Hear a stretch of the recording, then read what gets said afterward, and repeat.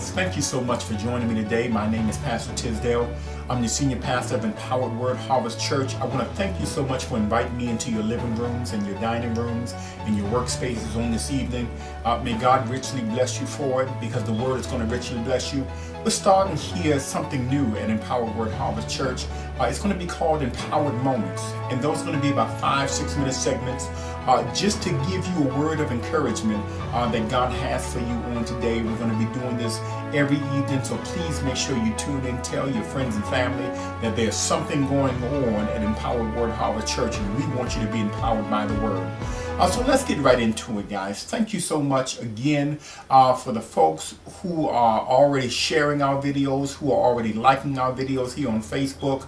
We thank you so much, and may God bless you for it. Today we're going to talk about, are you prepared? And the title of it is, I'm Prepared. 2017 was a tremendous year for some of us, and we had a lot of things to go through, a lot of trials and tribulations that we had to overcome. Now, everybody didn't have those and whatnot, and God bless you for it, but we really want to make sure that we are in line with what God wants us to do, and we see the practical side still of Jesus Christ, who is our guide for all things. So here we see, now in the book of Matthew, it gives us a viewpoint of who Jesus is in the flesh. Because we have now all of the disciples there, it said Jesus was in the Garden of Gethsemane with his disciples. And we know that Judas was on the horizon with the other Pharisees portraying Jesus. So there were 11 disciples in the garden with him. Now Jesus said, I want you guys to sit here just for a moment. And, I'm going to go over here, but I'm going to take Peter, James, and John with me, the sons of thunder. I'm taking them with me. Now, Peter, James, and John went along with Jesus. When they went along with him, understood that Jesus revealed to them that he was deeply grieved even unto death. And he required of them, he asked them, he petitioned of them, he said, sit here just for a moment and pray. I'm going to go a little further, because Jesus knew he needed to be able to talk to the Father. But when he talked to the Father and he petitioned the Father on his behalf, he came back. And what did he find? He found the ones that he trusted to stand watch with him and pray, they were asleep. And his question to them was, are you sleeping? Can you not watch just for a little while? And understand, in the whole depth of it all, Jesus did this 3 times. Be weary of people who you choose to walk with you in your circle, that they are prepared to be able to watch over you as you go through your storm. This is going to be crucial for you in 2018, because God wants to surround you with people who are helping you, who are helping to empower, encourage you, and they cannot fall asleep on the job.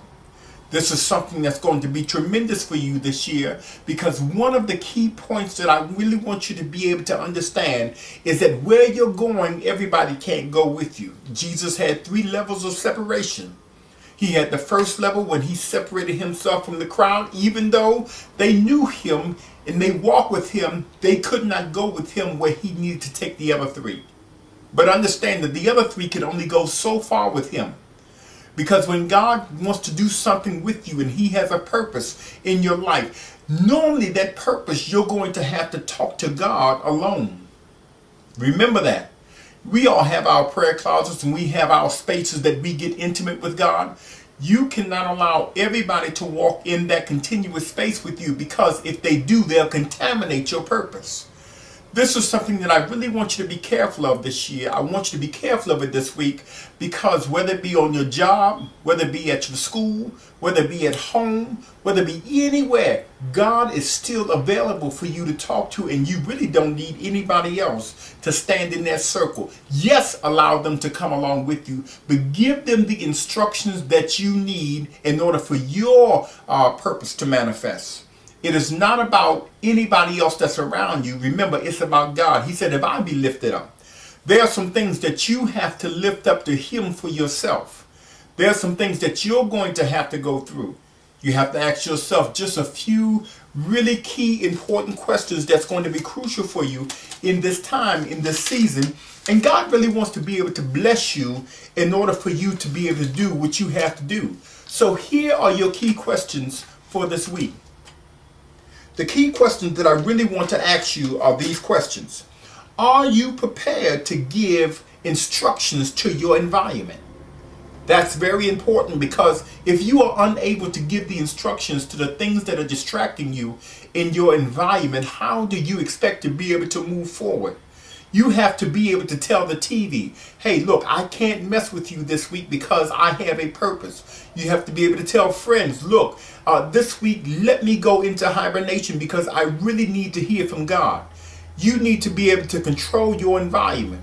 The second thing that I want you to do is, when you give those instructions, can you really stand firm on them?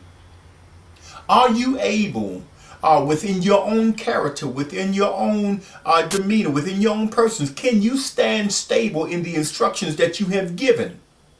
It's about your discipline, not your friends. Number 3, you have to be able to go beyond what people know you for. You can't allow people to hold you back in 2017 when you're looking to move forward in 2018. They remembered who you were in 2017 and 2016. But can you allow that weight to be placed on you when you're trying to move forward?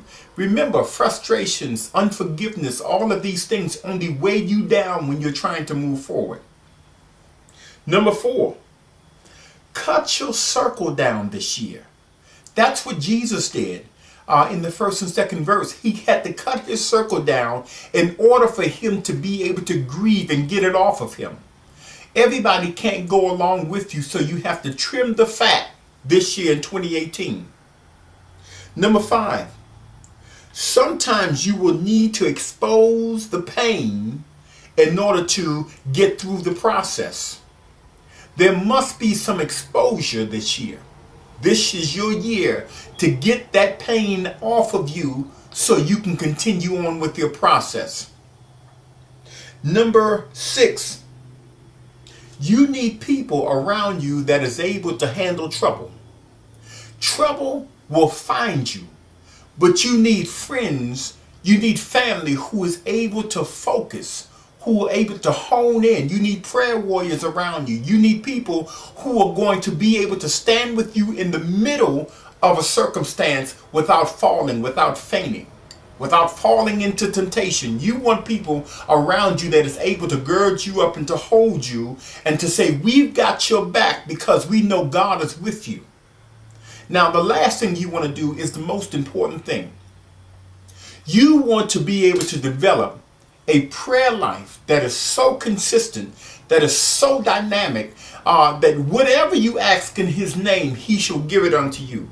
But you have to have a relationship with God that is so firm, that is so steadfast, that all of the things that will come your way would understand, no, I don't want to touch them because they have a hedge fence of protection around them. And if God be for you, who in the world can be against you? Allow the Father to do something different in your life this year. Now look, in conclusion, I really want you to grow. I want you to prosper. I want you to be able to do it, but I need for you to be able to understand that you can't be so supernaturally spiritual that you are no earthly good.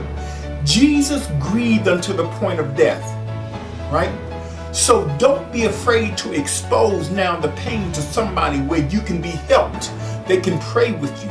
You can start this process in a grieving state, but you can end it in victorious. Be sensitive to the movement of God. And understand that Jesus had feelings, you have feelings too. And we here at Empowered Word Harvest Church want to make sure that you understand that there is nothing wrong with you going through the pain, because the process will definitely bring about victory. We thank you so much for joining us. This is our first broadcast. Please look forward to many more to come. We will be dropping nuggets on you all day long. We'll be doing some new and innovative things throughout the community. God will bless you, because we do real ministry, because we are real people in a real time. God love you, I love you, and God bless you.